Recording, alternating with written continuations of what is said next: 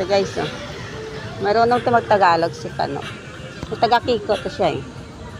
Ayan. So may turon, may ano siya moron. Ano? Choco moron? Chocolate moron. Chocolate moron. Mag-try nga ako. Try muna tayo guys. Ayan oh. Marunong siya mag-Tagalog. Oo. Una English.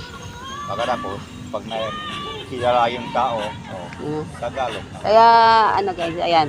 Narinig mo. Narinig niyo. Yan. I-try natin ang kanyang chocolate moron. Isa lang. Isa lang. Wala pa yung asawa ko eh. Yan. Titinda siya ngayon dito. Tuwing Sabado na dito ka ba? First time, pero yung First asawa ko, minsan nandito siya. Okay. Doon ako bumibili sa Kiko eh. Sa ano? Sa pesto nyo. Ang madalas ko binibili, suman. Yan. Daming klase sila eh. Oo nga eh. Ikaw talaga gumagawa yan? Asawa ko. Asawa. Gumawa yan.